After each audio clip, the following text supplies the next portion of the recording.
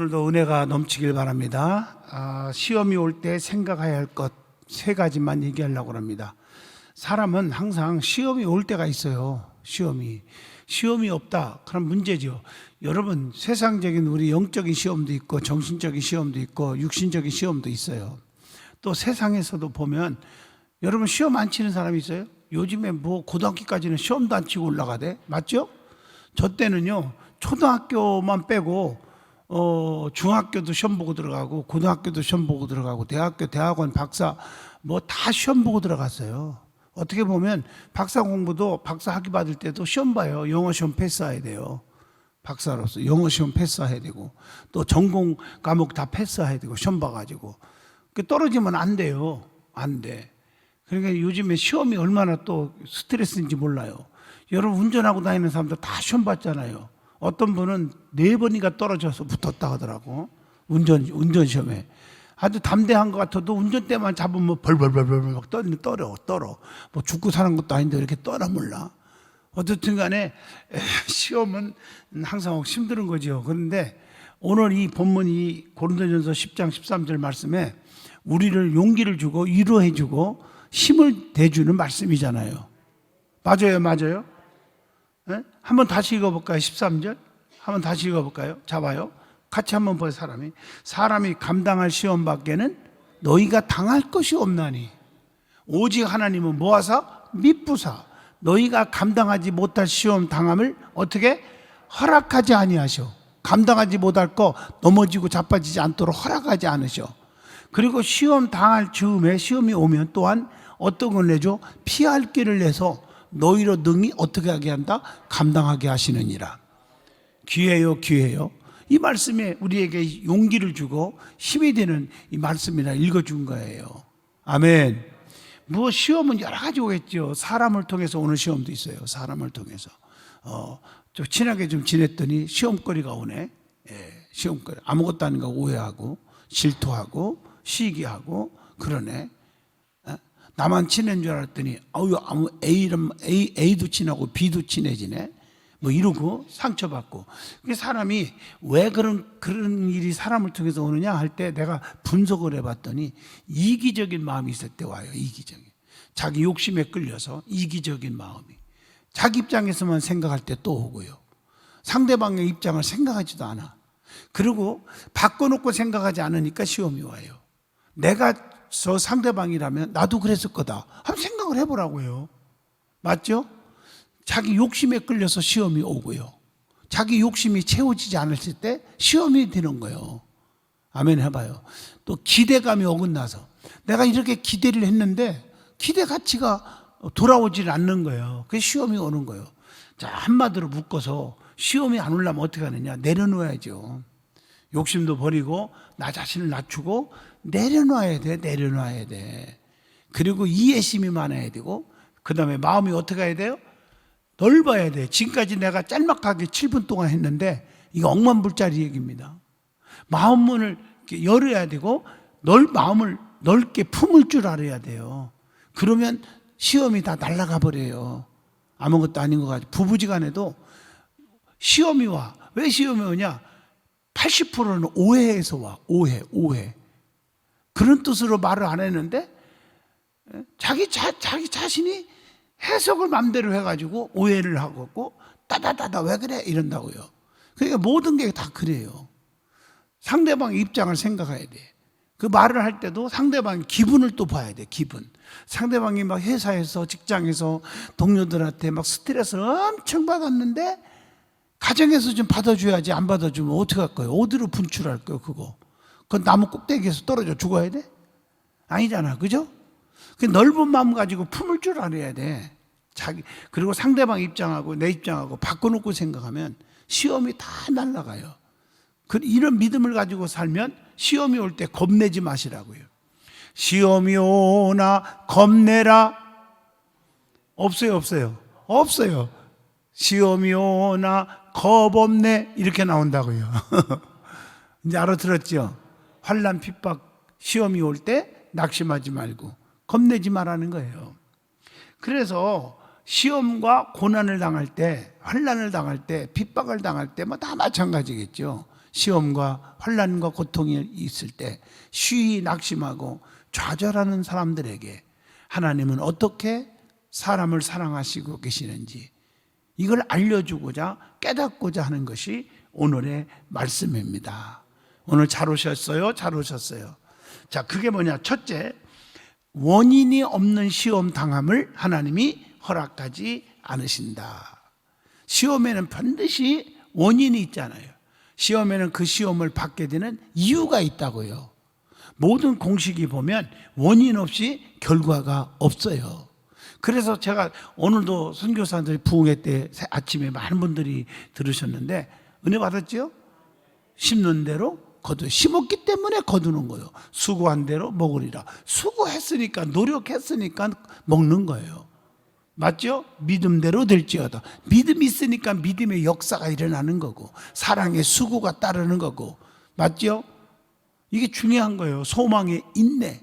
다 그게 원인이 있어서 열매가 거둬지는 거예요. 맞잖아요. 그냥 맨 잠만 자고 게을렀는데 무슨 축복이 오겠어요? 하나님 앞에 기도도 안 하면서 무슨 하나님이 나를 안 도와주셨나 막 번망하다가 더 터진다고요. 맞잖아요. 이유가 있어. 남들이 잘 되는 이유가 있다고요. 교회 안에서도 겉으로만 딱 하고 사람들 보이는 데서만 안내하고 뭐하고 그냥 봉사하고 이렇게 보이는 데서만 하는 분들이 있어요. 보이는 데서 하지 말라는 게 아니에요. 보이는 데서만 하기를 원해요. 다른 거 안 하려고 하는 분이 있어요. 그런데 남들이 겉볼 때는 굉장한 것 같은데 상처가 되는 거예요. 그분들 가만히 내심을 쳐다보면. 그러니까 우리가 깊이 생각을 하셔야 된다는 거죠. 아멘.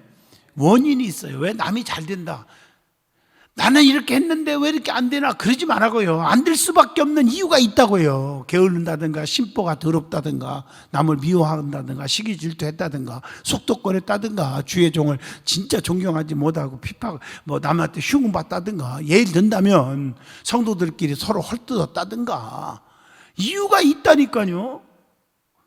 제 말은 100% 여러분들 이해를 하고 드려야 돼요. 분명. 그래서 자기 자신을 돌아보고 무릎 꿇어보라고 하는 소리를 제가 어제도 설교할 때 했어요. 선교사 집회 때. 맞죠?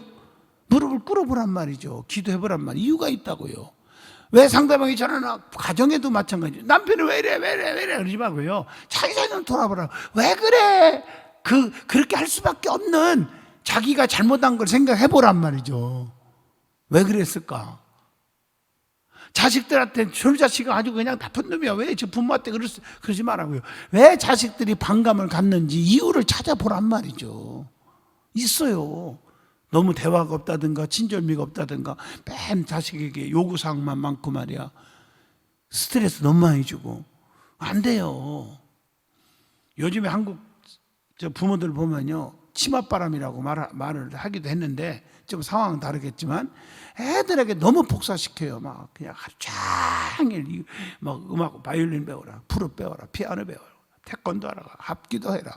아이고 거기다가 또 영어 수학 공부하라 뭐 이러고 이제 유치원도 안 다니는 애한테 막 회화 공부 시키고 말이야. 그게 한국에서 통하겠어? 그게요. 미국에 산다고 그러면 당연하겠지만 맞잖아요. 애들 스트레스만 받고. 그래서 이유가 있다는 거지. 그러니까 시험이 올 때 원인이 없는 시험은 하나님 허락하지 않으시는데 반드시 시험에는 그 시험을 받게 되는 원인이 있다. 마태복음 26장 41절 보면 시험에 들지 않게 뭐하라? 깨어 기도하라. 그러면서 뭐라고 했어? 마음에는 원이로되 육신이 약하도다 하시고. 너무 인간은 약해요. 마음으로는 참 하고 싶은데 안 돼. 자, 그 다음에 마태복음 26장 74절 보면 기도하지 않으면 어려움이 닥쳐오는 거예요. 그가 저주하며 맹세하여 이르되 나는 그 사람을 알지 못하노라 하니 곧 꺾어대, 쉽게 말하면 닭이 울더라. 누구 말인지 아시죠? 베드로의 얘기. 또 죄를 범하면 말할 수 없는 환난과 고통이 따른다는 거죠. 요한복음 5장 14절 보면 그 후에, 자 보세요. 요한복음 5장 14절 예수께서 그 성전에 그 사람을 만나 이르시되 보라 내가 나왔으니 더 심한 것이 생기지 않게 다시는 죄를 범하지 말라. 아멘 하시죠? 이 중요한 거예요. 그 다음에 탐심을 버리지 못하면 끝내 실족하게 된다. 탐심, 지나친 욕심. 요한복음 12장 6절에 이렇게 말하면 가난한 자들을 생각함이 아니요 그는 도둑이라 돈깨를 맞고 거기 넣는 것을 훔쳐감이더라 이랬단 말이에요. 탐심. 그 다음에 시험을 당하는 것은 뭐에 끌려서 온다고요? 욕심에 끌려서 미혹된다. 서론에도 말했지만 지나친 자기 이기주의 욕심. 야고보서 1장 14절에 보면요, 오직 각 사람이 시험을 받는 것은 자기 욕심에 끌려 미혹됨이니 그랬어요. 여러분 자기를 내려놔야 돼요. 욕심이 많으면요 미혹이 돼버려요. 욕심 버리세요. 욕심. 싸움도 욕심 때문에 생기더라고요. 지도자라는 분들과 같이 외국에 나가보면요 그 1달러 갖고 싸워요. 1달러 갖고. 어떤 분이 100불을 줬어. 20명이요. 같이 여행 일행이 20명이요. 그러면 골고루 어떻게 해야 돼요? 20명이면 10만 원을 줬는데 누가 20명이면 그러면 10만 원이 그냥 10만 원이면 20명이면 어떻게 해야 되나? 얼마씩 줘야 돼요? 5천 원이면 되잖아. 맞죠? 5천 원이죠?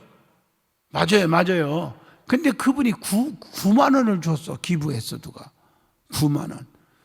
그 5천 원씩 나눠주다 보니까 어떻게 돼요? 모질하잖아요. 자기 거 조금 그래서 모질해서 당신은 좀 괜찮게 사니까 그냥 조금만 가져가. 그러니까 3일 동안 입이 두 자 나오더라고요. 그 5천 원 중에서 2천 원 덜 준다고.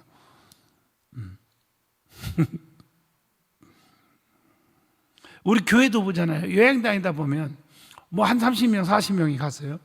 그거 중국 같은 데 가면 아이스크림 뭐 비싸야 1,000원이에요. 1,000원.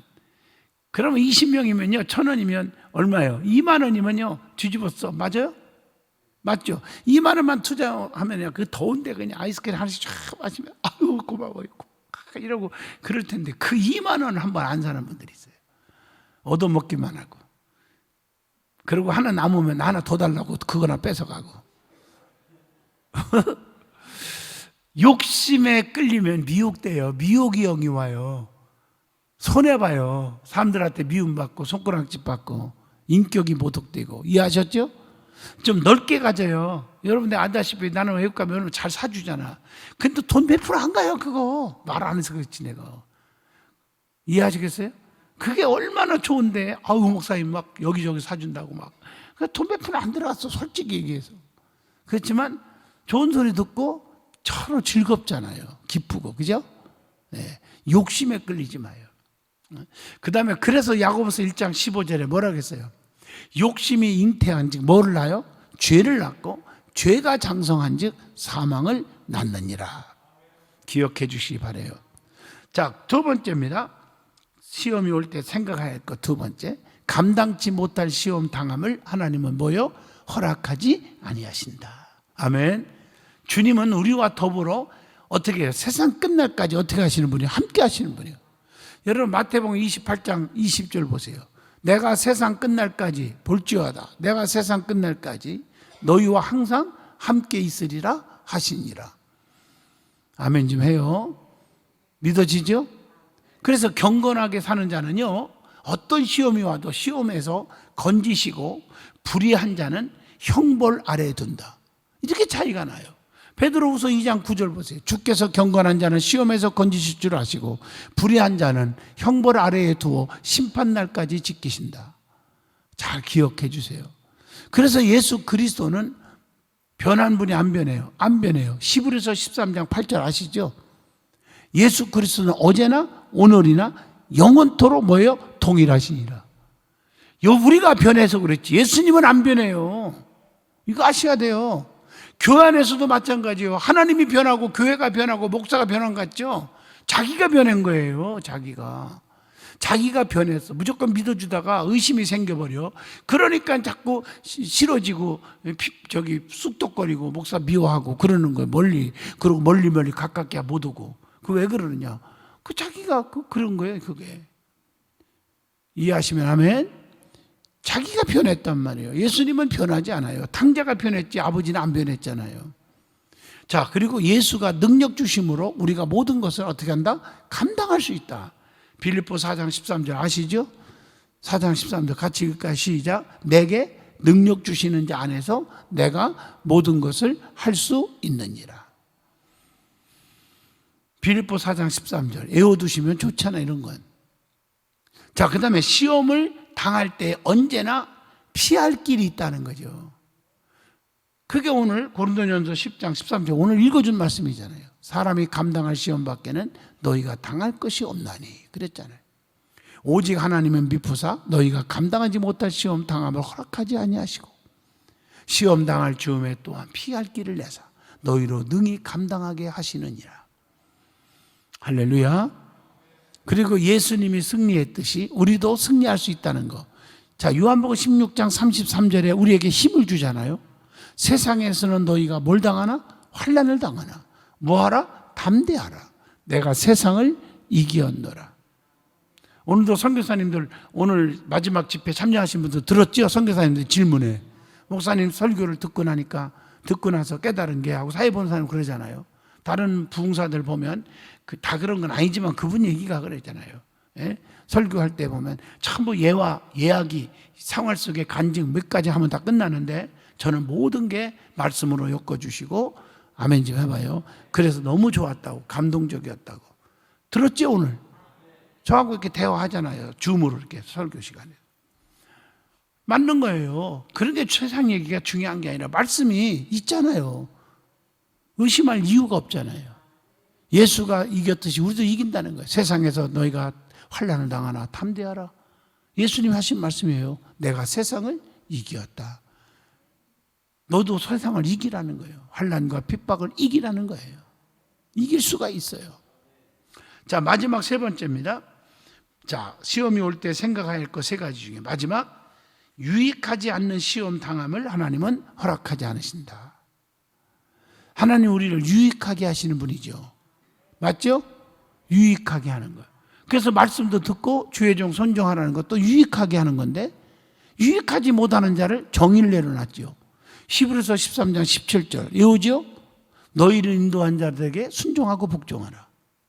근심으로 일하게 하지 마라. 기쁨으로 일하게 하라. 그렇지 아니하면 너에게 뭐가 없다? 유익이 없느니라. 기억나시면 아멘. 그래서 영혼의 유익과 강건을 위해서 어떤 시험이든지 어떻게 하라? 히브리서 12장 11절입니다.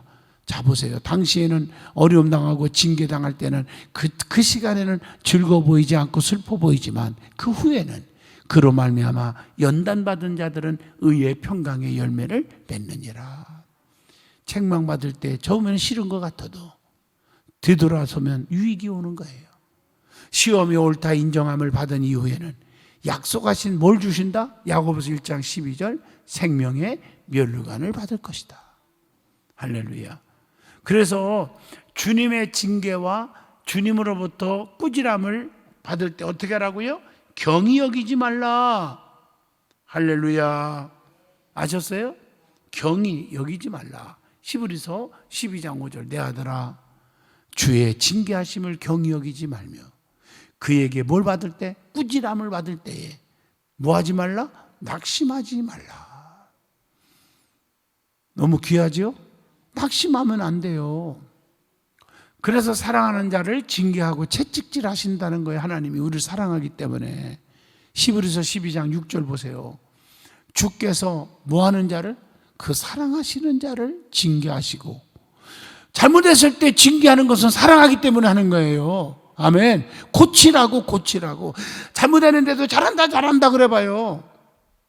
기도도 안 하고 불평하고 맨 쌈박질만 하고 돈 떼어먹고 11조 생각 안 하는데 신앙생활 참 잘해 그래봐요. 그거 정말 불행한 사람이죠. 다시 읽어주겠어요? 주께서 그 사랑하는 자를 징계하시고 그가 받아들이시는 아들마다 채찍질 하심이라. 아멘. 그렇게 말하고 있어요. 그래서 잘못했을 때는 징계도 받고 채찍도 받고 그러잖아요. 그래서 징계가 없으면 사생자요 참 아들이 아니라는 거예요. 여러분 히브리서 12장 8절 한번 봅니다. 징계는 다 받는 것이거늘 너희에게 없으면 사생자요 친아들이 아니니라. 이해가 되십니까? 여러분 지나가는 애들이 잘못한다고 해서 얘기 한번 하면 맞아주고, 요즘에는요 내 자식이니까 혼내주고 종아리도 때리는 거예요. 근데 이 나라가 힘드는 게 너무 힘들어. 자식 종아리 때렸다고 고발하면 부모 징책 뭐라고 그래요? 폭력으로 감옥 간다니까. 참 세상이 진짜 거꾸로 돌아가고 있는 세상이 안타까워요.